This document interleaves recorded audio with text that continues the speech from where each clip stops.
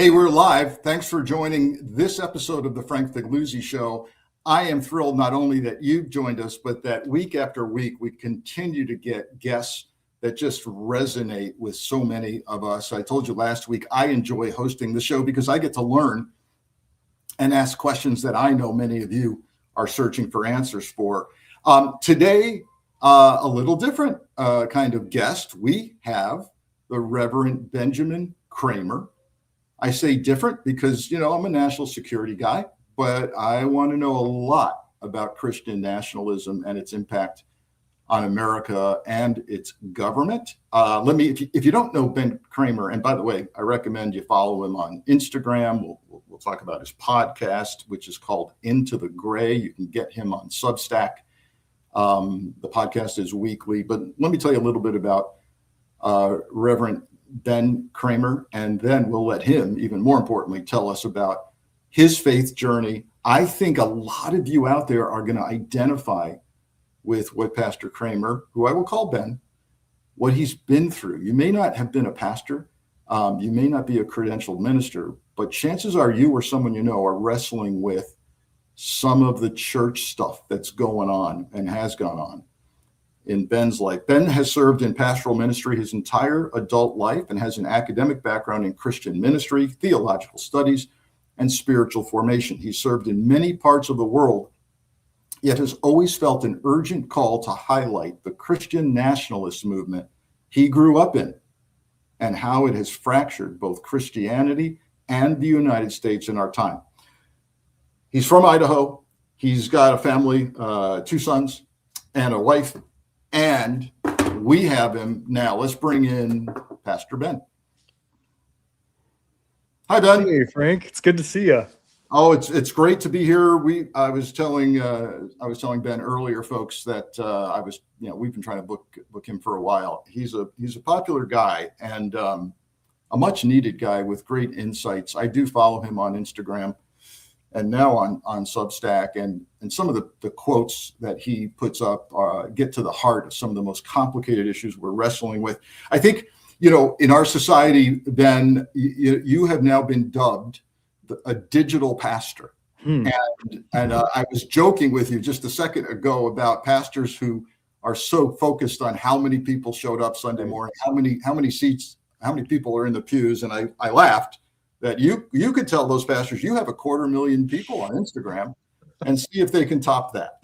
Did you ever think that you'd be in this position?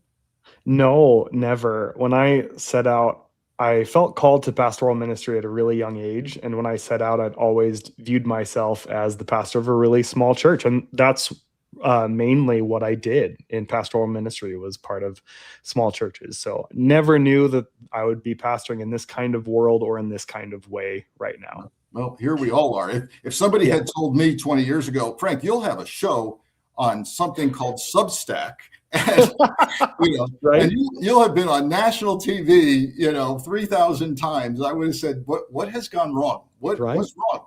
But here we are. Tell us about your childhood, how you grew up, and your, what happened in your faith and church background. And I think a lot of people may identify with this. Yeah. So my parents moved to Idaho in the 80s before I was born. And my first introduction to Christianity, my parents, just like anyone who are new transplants, were just trying to find friends and community, and unwittingly joined a white separatist homeschool co-op that had a lot of families, but were very anti-Semitic in their beliefs, had a certain interpretation of scripture that led them to believe that the white race was superior. And it was their protocol to take back this country for the God that they believed in and worshipped. And so that was my first introduction to Christianity. And once my parents really realized, when Ruby Ridge happened, they realized that this group was overtly, white supremacist, and so moved on to just a non-denominational evangelical church. But to my young mind, the same kind of message was being preached, openly misogynistic, openly racist, even from the pulpit and things like that, but very deeply national. They really did believe that this country was God's, and it was their prerogative to protect it at all costs. And that was a central part of my faith growing up. Of course, with The essential part of your faith being this connection between America and Christianity. Exactly. That God had a very special plan for America, not just in the world, but for the end times, for when Jesus was going to return, a collaboration between America and Israel. All of these theological connections were deeply important to me, and had a deep animosity for anything secular, like public school or anything that Hollywood put out that felt anti-Christian, my definition of Christianity at the time.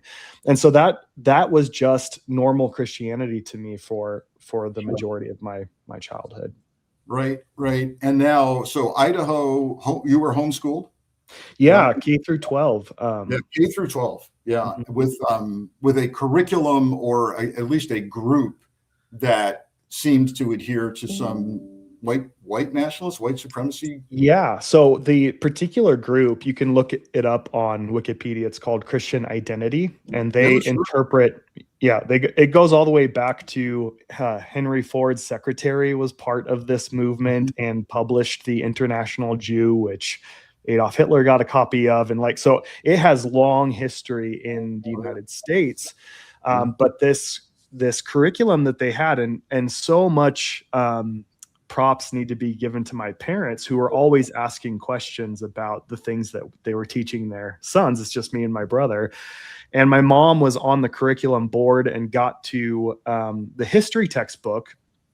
And it was very clear to her that they not only framed slavery as a gift to Black people, otherwise they wouldn't know about Christianity because of the slaveholders. I've heard that. They completely omitted the Holocaust and framed it as a Jewish conspiracy theory. And so those were these alarm bells kind of going off right then over the curriculum. And my mom was very dedicated to education and asking good questions. And so that really started the exodus of my family from that movement. And they interpreted the Bible as if Adam and Eve were the first white people created, and that Satan had Congress with Eve and gave birth to the first Jew in the world, and that the beasts of the fields were people of color. And this is a theological trend all the way back to, before America was even founded. British Israelism advocated the same views and was brought over to this continent from them. So wow, it has a long history. And I get surprised when people, it's considered such a fringe movement, but it has tentacles in so much of what we're seeing mainstream right now. Yeah, for sure. I mean, I think a lot of people's eyes are popping out of their heads with this deep, brief explanation of some belief systems. I will tell you, you've already mentioned two things that I know from my FBI career, which is not good in terms of really.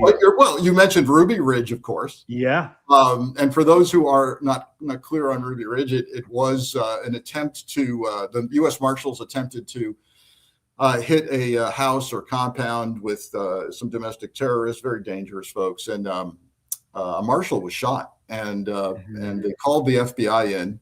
As I often complain, call the FBI, we're in trouble, and and the FBI shows up with the hostage rescue team, and it goes downhill from there. So bad. What a mess. And then the Christian Identity movement is the other thing you mentioned that got my attention, which we have tied to actual violent domestic terrorists, for sure. Absolutely. So you do feel at a very young age this calling on your life, and eventually you head off to study theology. Yes. Yeah. So, was kind of disenchanted with the church, after I graduated high school. So I took a year off because I had encountered so much pain spiritually and mentally from the churches that I, felt part of. And so studied as much as I could. And I'm either going to give it my all or I'm just going to go in a different direction. And so really fell in love with the theology from John Wesley. And that led me to the Church of the Nazarene, where I did my studies. And it's considered a conservative, more on the evangelical side denomination in the United States.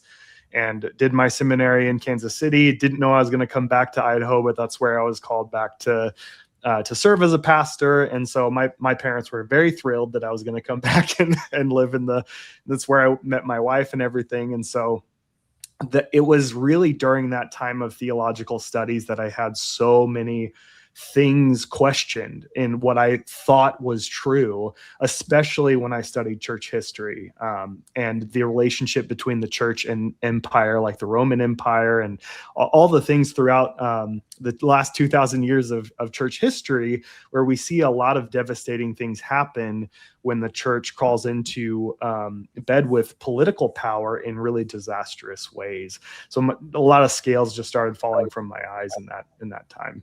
Yeah, sadly, we're witnessing some of that in real time now. And I do want to dive deeply into that. But ultimately, you are credentialed as a minister in what denomination? Wesleyan?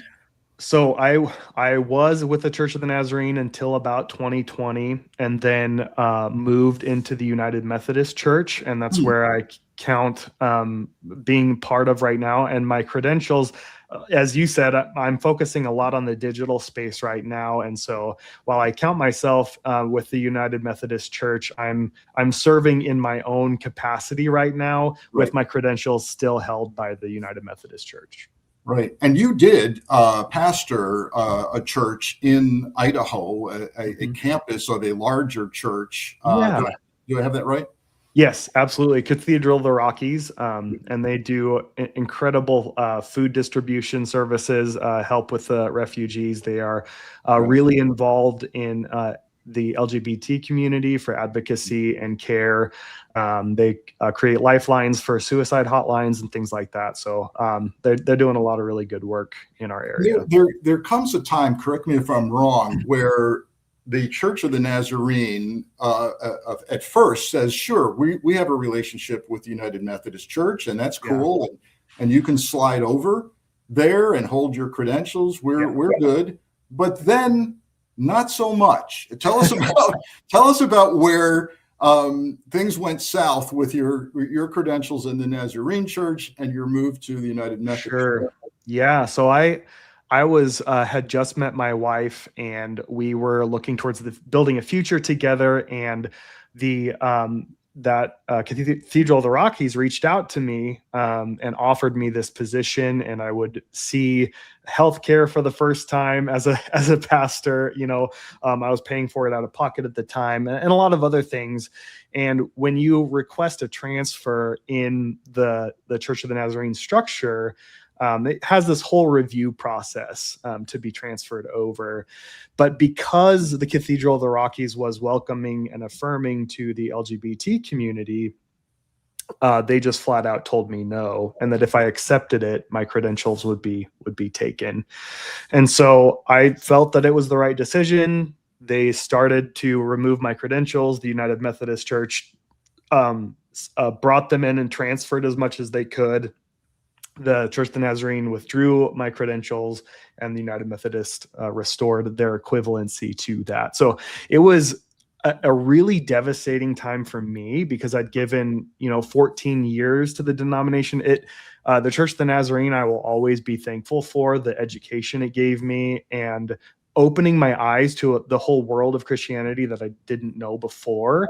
And so it was just really gut-wrenching, and still is so painful to having gone through that experience of a church that I really felt so deeply rooted into, feeling betrayed in so many ways. That way. You do refer occasionally in your writings and work to this thing called church hurt. A lot of people are hurting from things. And certainly having your credentials pulled is painful. So let's go into an area that I know a lot of people are befuddled by, and even on a personal or family or friendship level are really wondering what to do. And this is the question of Christian nationalism. We've got a Pentagon, a Secretary of War, as he calls himself, who feels like he's defining what denominations are recognized and religions are recognized in the Pentagon. That's created some controversy just as recently as last week. But more importantly, we've got this bad marriage, it seems, between Christianity and government. And I just wanted to get your thoughts on what the Bible says, about this, the role, and maybe what Christ said about government and politics, if he said anything, and Christian faith, and whether what we're looking at is a legit form of Christianity, or is it a perversion of the Gospels? Yeah, I think that's such an excellent question, and one that the church needs to continue to ask, especially in the time that we're in right now. I would have to start with my own personal journey with that in my beliefs that this country was mine, not just mine, but my faith tradition, right? It belonged to us. And it was really the prophets of scripture that started to unravel that idea. 1 Samuel 8, you see God having a really uncomfortable relationship with Israel, wanting a human king rather than God leading them as a people, right? And so you start to see Israel asking these questions. Well, are we going to be like every other nation, ruled by a monarchy? And they're moving from a kind of confederacy ruled by judges to a monarchy. And God has this really uncomfortable relationship with it and says, they're choosing a human king over me. And all throughout the Hebrew Bible, you see this tension between who are we? Are we a monarchy, or are we a people of God? And there's so much theological development in the midst of that. But all along the way, God sends prophet after prophet to rebuke the kings, to rebuke those in power who had control over resources and wealth, to say, are you prioritizing the least of these? Are you serving the foreigner because you were once foreigners in Egypt, enslaved? Are you serving those people the way that I called you to serve them? And that's the narrative I see being carried over into Jesus' ministry. He quotes the prophets more than anyone else in his ministry, especially Isaiah and Jeremiah, who consistently call and speak truth to power. And the difference I see in the main difference between Christian nationalism and the gospel of Jesus is that the gospel of Jesus prioritizes the least among us: the poor, the sick, the hungry, the disenfranchised, the foreigner, the people who are not prioritized by society at all and suffer greatly.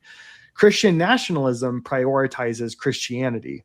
And I don't think that was ever the goal of the gospel, to say, Jesus comes along and is like, you need to prioritize me. You need to prioritize my beliefs. No, it's centering other, to love the Lord God with all your heart, soul, mind, and strength, and to love your neighbor as yourself. It's other focused, where Christian nationalism is very self-focused. How much power and influence can we have over culture, rather than how can we serve one another the way that Jesus served others? And I think that's the continuous tension that we see in even Jesus' disciples as they move on in the Roman Empire and throughout the last 2,000 years of church history. Wow, food for thought there. You mentioned a couple things: how we treat the poor, how we treat migrants. What does the gospel say about migrants and the other, the concept of the other, which Christian nationalism, from the outside looking in, I see this dangerous approach to the other. It certainly has led to violence, without a doubt. There's a direct line. You talk about the brown invasion theory. The Jews are replacing us. The non-American looking people are replacing us. And so where's that in the Bible? Yeah, there's a lot of mysterious and ambiguous things in the Bible. As one who studied it my whole life, there are some things I'm still asking questions about, as we should.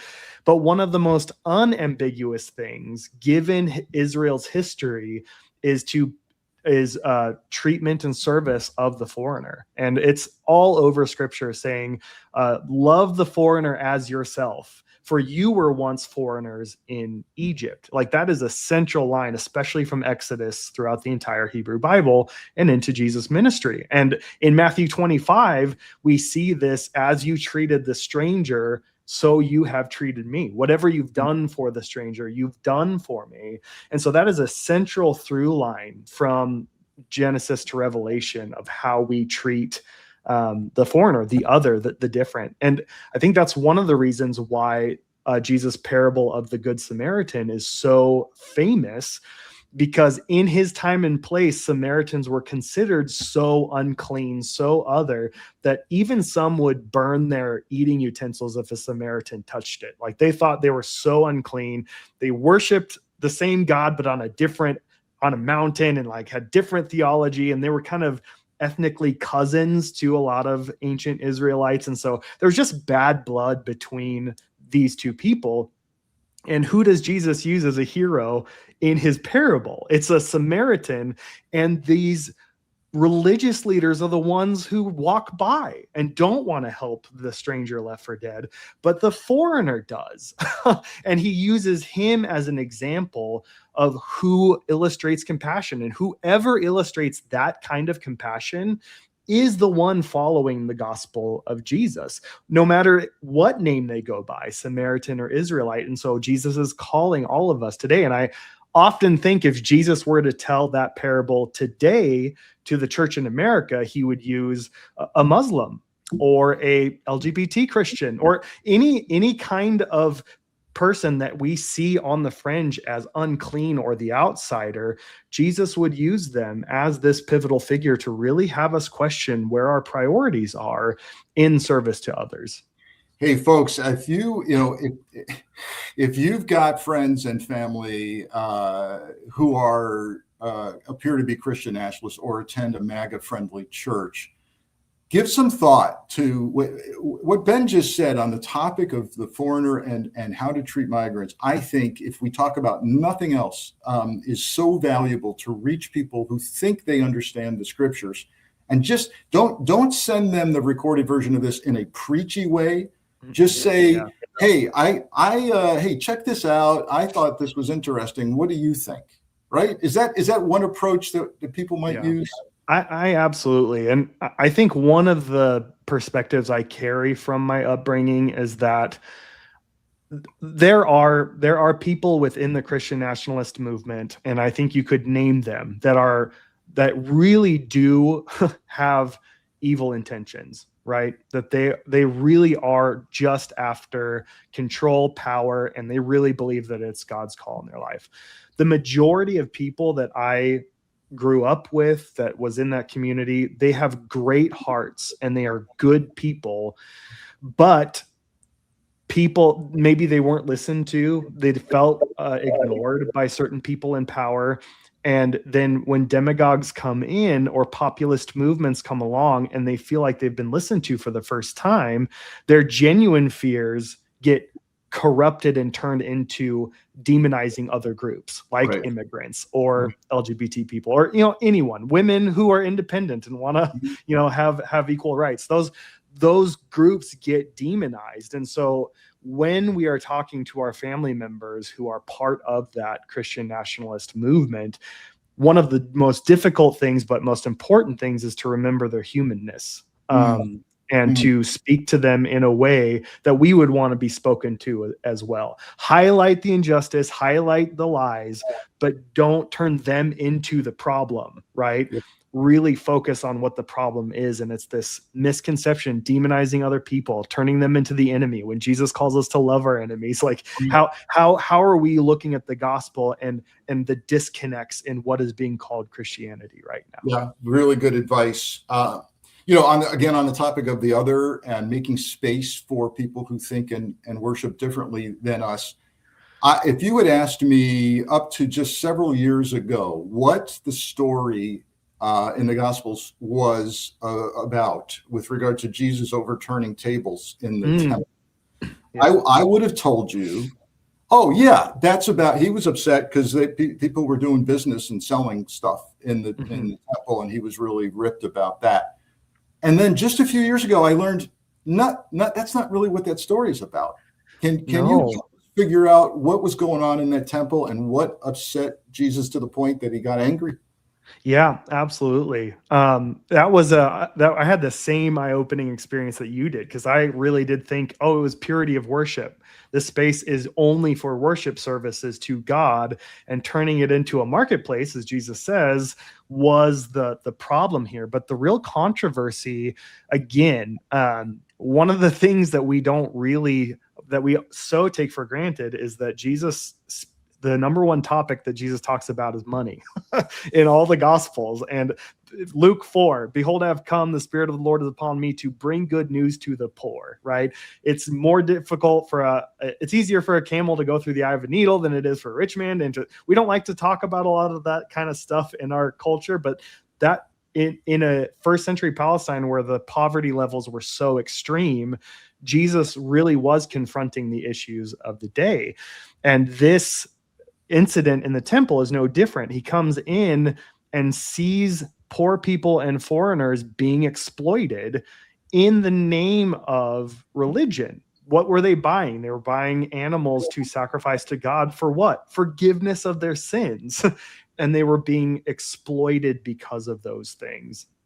And that's why he uses the phrase den of robbers. Now, it's important to remember that Jesus is Jewish, critiquing his Jewish movement. So this is not an excuse for Christians to get all high and mighty and be anti-Semitic, right? This is so important to remember that Jesus is reforming his own movement here and trying to speak truth to power in his time. And we Christians need to do that in our churches. There are some tables we need to overturn in our churches that are doing the same thing. These exploitative practices of overcharging for these things that are tied to their relationship with God, right, and getting rich, enriching themselves because of it. Yeah.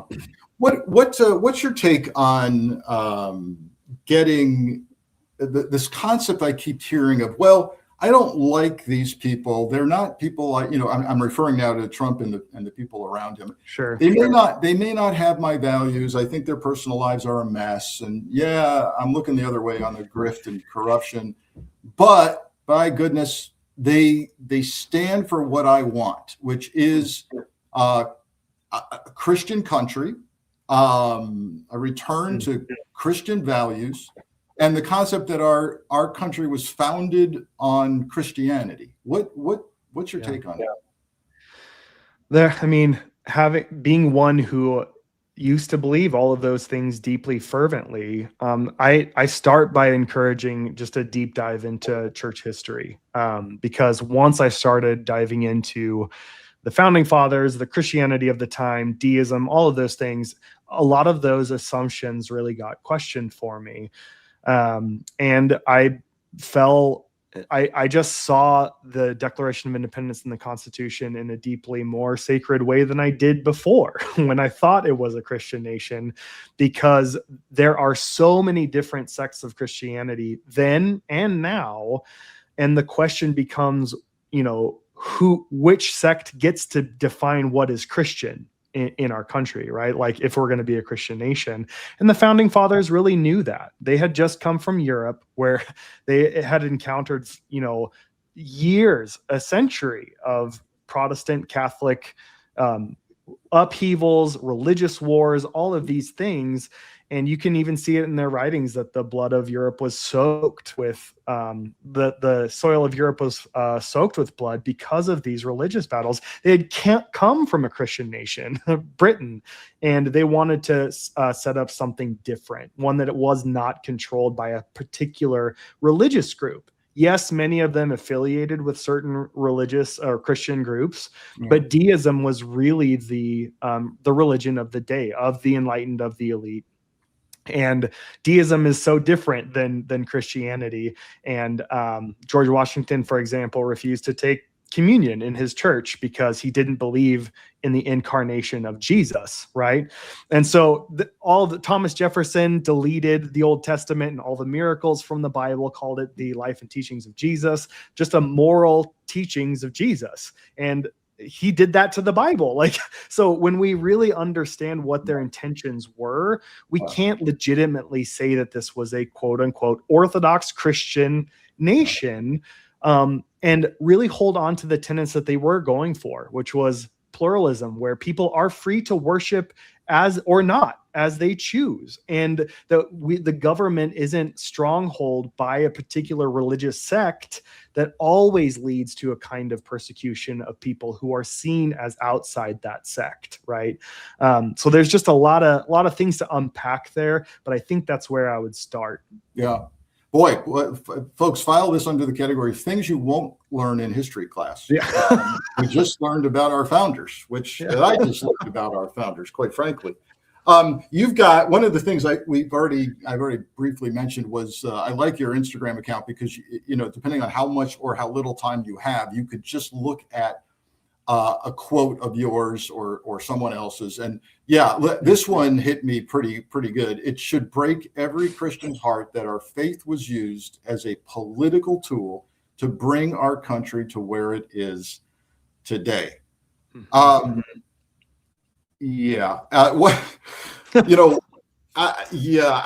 mean, just eyes have to be opened, and I think conversations like this and the work you're doing are there. There's another one, Sean, that is worthy of throwing up there. Yeah, beware. This is a good one. Beware of any Christian movement that needs a government in order to succeed, and then beware of any government that needs a Christian movement in order to succeed. It's profound. And I mean, isn't it actually denigrating if you're a Christian and you think God is all powerful, to think that that God needs the Trump administration to preserve his existence? Something's not right there. Absolutely. Like at the heart of it, it is what we are saying about God. God must not be powerful enough for God's will to succeed in the world without governmental power, without a Supreme Court, without a president advocating and legislating this version of Christianity. Then this almighty God doesn't succeed, right? So really it comes down to this really fragile picture that we're painting of God, painting of Christianity, that we can't succeed without governmental power upholding our beliefs. And Benjamin Franklin said it really, really well in a letter that he wrote, a personal letter he wrote. He said, and I'm going to butcher the quote, so don't quote me on it, but he said something to the effect of, whenever I see the professors of a religion relying on civil powers, I assess that religion must not be a very good one. And God isn't even seeking to sustain or protect it. And so I've really come to that belief as well, that when a religious movement, it's their last resort is relying on civil authority to succeed or to protect itself, then that's the point at which that religious movement needs to be really self-reflective and say, are we relying on God anymore? Or have we made the government our God? Right. And that's idolatry. I mean, that is quintessential idolatry. So absolutely. So how fragile is your faith if you need the Trump administration to sustain it, number one? And then maybe even worse, you went there. It's, this intertwining of Trump as an almost godlike figure and perpetuated by social media images he sends out of himself. Absolutely. Is what's that? What is that? What's the Bible say about that? I mean, the misuse of religion for self-serving power is one of the primary things condemned all throughout Scripture. Reading Amos alone, you can see how God says to the people who are doing just that, enriching themselves off of the backs of the poor and things like that, but would still put on these really prominent displays of worship, elaborate sacrifices and songs and all these things. And Amos comes in raging and says, away with your noisy hymns, away with your harps. I stop up my ears when I'm hearing them. I hate all your festivals and religious displays. Let me see instead a flow of justice. Every single time I think of that, it really gets at the heart of what I'm seeing. Like, how how many broad displays of like reading the Bible over the entire nation, this worship event, on the White House lawn in DC, right? Yes. All of these elaborate worship displays. We're worshiping in the White House, all while the healthcare is being taken away from sick people and food assistance from poor Americans. Like, you can go down the list of things that are being prioritized, this outward display of religiosity, performative Christianity, rather than actually living into the gospel and caring for the least among us.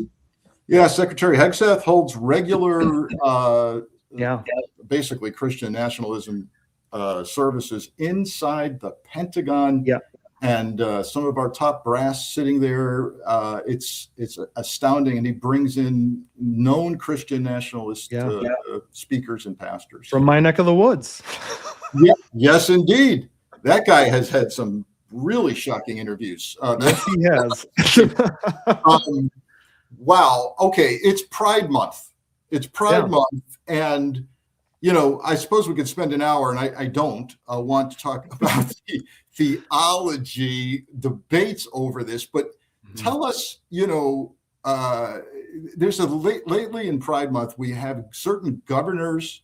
I think one comes to mind, Arkansas, Sarah Huckabee Sanders, kind of taking back the rainbow. Ben, they're saying the rainbow image belongs to God. And help us through this and where we are with this. Well, again, it goes to the heart of what you were saying before. Like, what does that phrase communicate about God? God is so fragile. God can't defend God's self. We need to protect the rainbow for God, because God obviously can't take it back, right? So, again, it's painting a really fragile picture of God. But it even contradicts the reason why God put the rainbow in the clouds to begin with. One of the most unraveling things I learned about that event in Scripture is that, the whole flood narrative is really complex about, violence and human sin, and that needs to be delved into. But when we get to the rainbow, God is creating a new covenant with humanity, promising to never take out that kind of vengeance against humanity with a flood ever again. And the same Hebrew word that we translate often into rainbow is the Hebrew word for that gets translated into bows or archers or arrows throughout the rest of the Hebrew scriptures, over 70 times. And so even in the King James Version, the first English Bible, it translates it as bow, not rainbow. And so in that imagery, God is laying down a weapon, the weapon that was just used to bring about this cataclysmic flood, and setting it down as a promise to never do that again, disarming God's self. And if we envision the rainbow of where that weapon is pointing, it's not pointing down towards creation, but towards God, as if a sign saying, instead of inflicting that on creation, I will take on the brokenness, I will take on the strife, the pain, the suffering myself. A lot of parallels to Jesus, right? Taking on the sin brokenness of the world upon himself. And so for people who claim to worship that God to then turn the rainbow again into a weapon is the deepest tragic ironies of the whole situation, of saying, instead of seeing rainbows in our culture and saying, I promise I'm going to live into that promise of God and not bring harm or hostility towards people, but I'm going to see how I can love others and serve them instead. We're going to fight over it, even though God laid it down as a weapon, disarming God's self. So, well, I learned something again there, and thank you for that. And people might be saying, Frank, where are you on this? What this is an off topic for you. And for me, from a professional standpoint, right? I'm the national security guy, 25 years in the FBI. Listen to how many times Ben just said the word violence.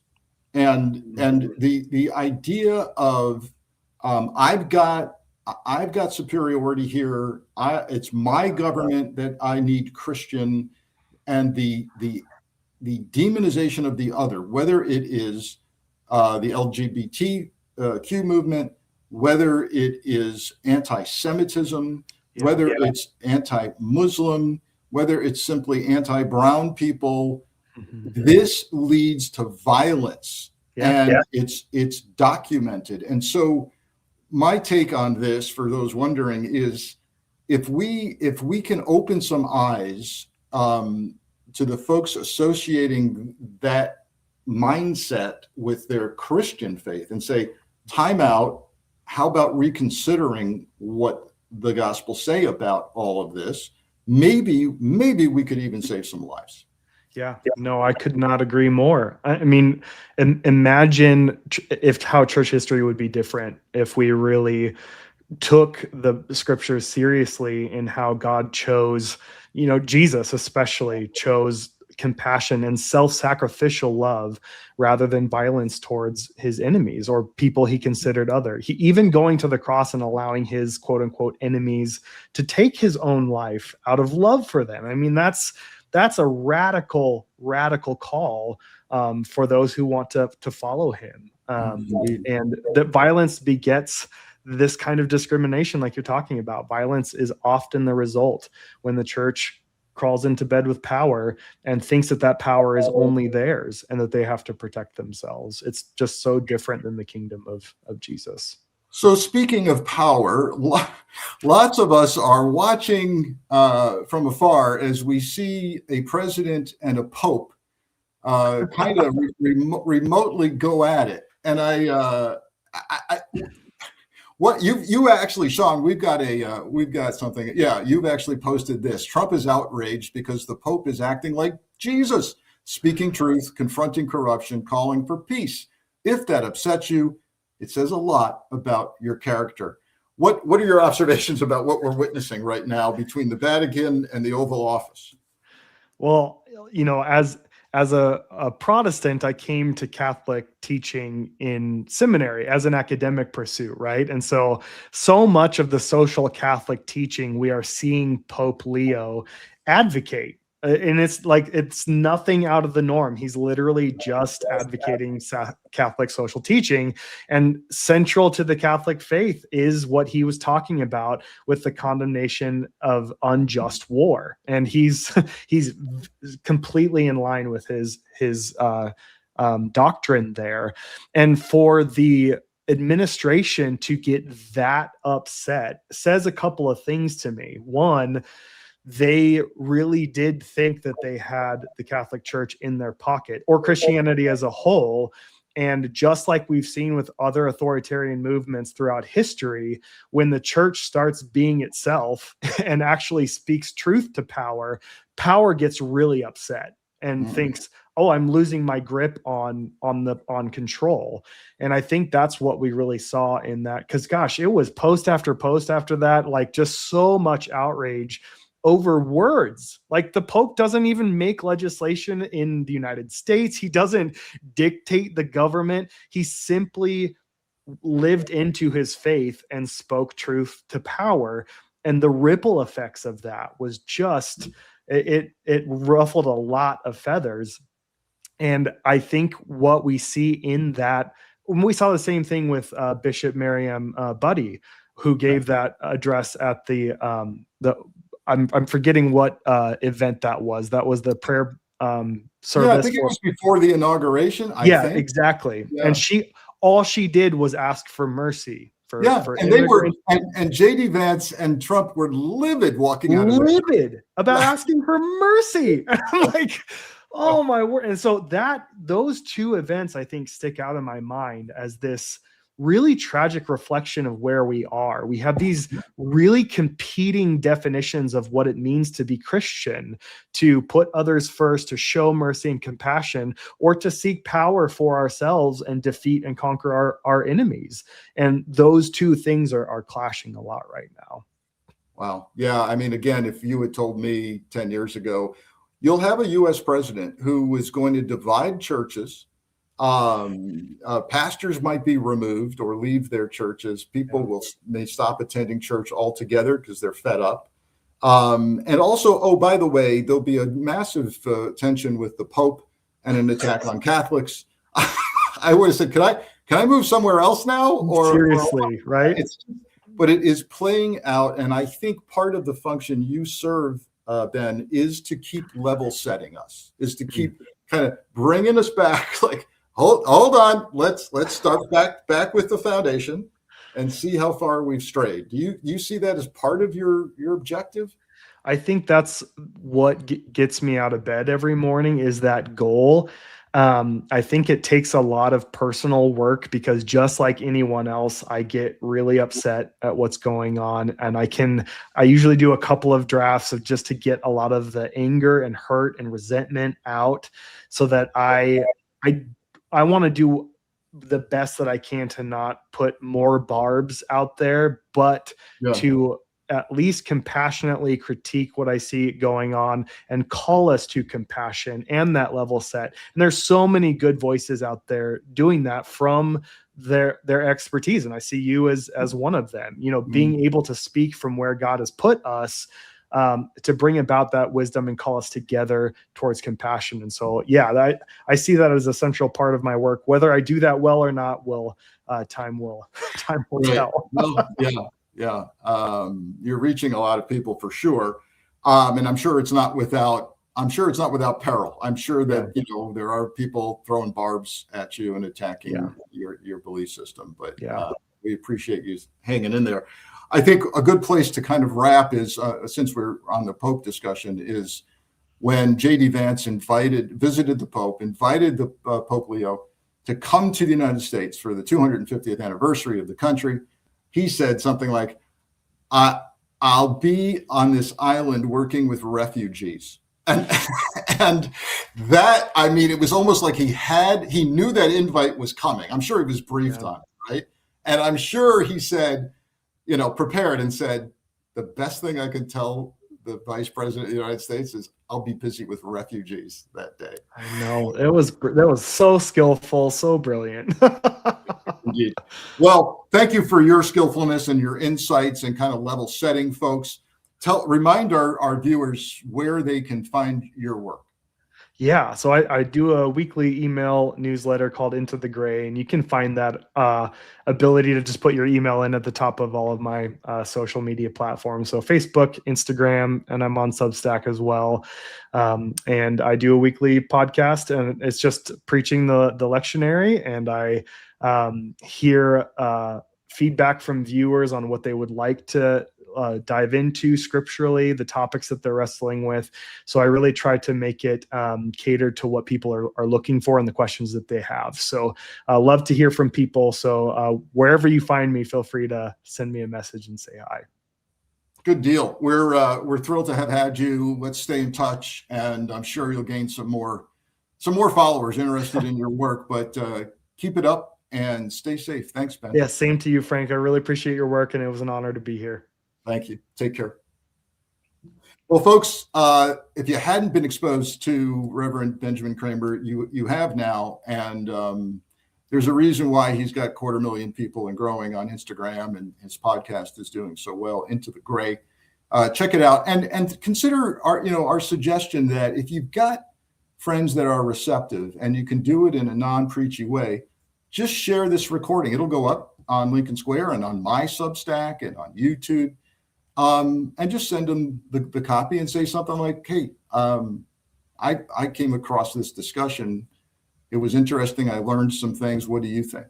And, we can't hurt. So that's where we are. We're starting a very busy week, I know, in the news cycle, and I'll be covering it with you. You can check out our Wednesday show, which will be at the same time, Monday and Wednesday.